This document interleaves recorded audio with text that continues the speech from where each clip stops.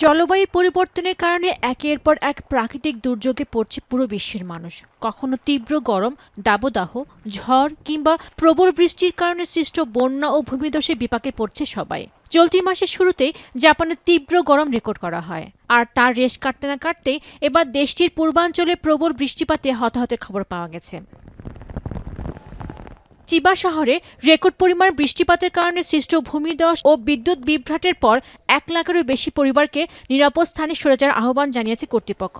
এমন পরিস্থিতিতে বাতিল করা হয়েছে টোকিওর নিকটবর্তী চিবা প্রিফেকচারে ট্রেন চলাচল। বৃষ্টির কারণে ব্যাহত হয়েছে মহাসড়কের যোগাযোগ ব্যবস্থাও। এছাড়া বিমানবন্দরে আটকা পড়ে অনেক মানুষ। দেশটির আবহাওয়া অফিস বৃহস্পতিবার রাতে প্রথমবারের মতো চিবাতে সর্বোচ্চ সতর্কতা অর্থাৎ লেভেল 5 জারি করেছিল। তবে শুক্রবার সকালে তা কমিয়ে লেভেল 4-এ আনা হয়েছে।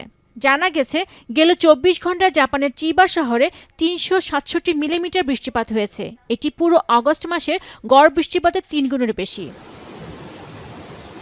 এদিকে ঘূর্ণিঝড় ডলফিনের কারণে প্রবল বৃষ্টির কারণে সৃষ্ট বন্যায় প্লাবিত হয়েছে চীনের বিভিন্ন এলাকা।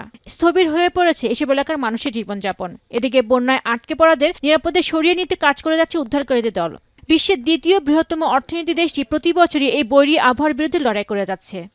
下2天2夜一直在下，下了水往外抽落，只见涨不见落，雨太大了。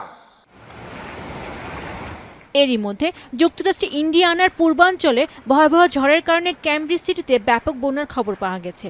ঝড়ের তাণ্ডবে যুক্তরাষ্ট্রের মধ্য পশ্চিমাঞ্চল জুড়ে বৃহস্পতিবার প্রায় 4.5 লাখ বাড়ি ও ব্যবসার প্রতিষ্ঠানে বিদ্যুৎ সরবরাহ বিচ্ছিন্ন হয়ে গেছে। সবচেয়ে ক্ষতিগ্রস্ত হয়েছে ইন্ডিয়ানা অঙ্গরাজ্য। এখানে বিদ্যুৎবিহীন অবস্থায় রয়েছে 2,34,000-এর বেশি মানুষ। পেনিকা সুলতানা, এখন বিশ্ব।